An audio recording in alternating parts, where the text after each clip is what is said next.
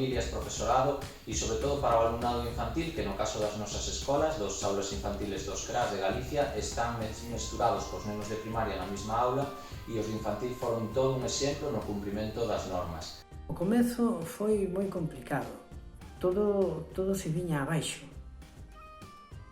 Pero cando chegaron os nenos, cando voltaron ao colexio, eles, cos seus sonrisos, coa súa naturalidade, ensinaronme que a vida continuaba, seguía pa diante.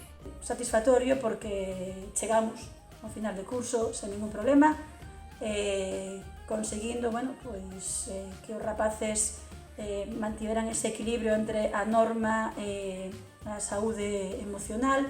Tivemos moitos atrancos, pero creo que soubemos solucionarlas como galegos que somos. Por exemplo, se os alumnos non nos escoitaban na clase porque levábamos a máscara, os profes de folda farisa facíamos como Madonna, poníamos o pinganillo e problema solucionado. Quen nos diría os que utilizamos un clarinete, un piano, unha gaita ou un violín para dar clase que o micrófono, o ordenador e o streaming se iban a convertir nunha nova ferramenta de traballo, maneira abrupta de chegar, pero benvido ao futuro.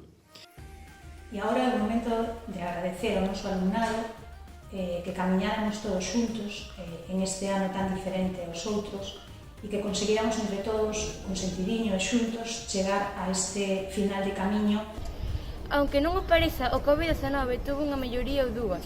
Unha delas foi que, gracias aos chamados grupos burbulla, aprendín a relacionarme e entender moito mellor os meus compañeiros. Rematado este curso académico, o máis difícil da nosa historia recente, só hai unha palabra: grazas. Grazas ao profesorado, ao persoal non docente, aos equipos directivos, ás familias e aos nenos e as nenas que fostes uns auténticos campeóns no cumprimento das normas.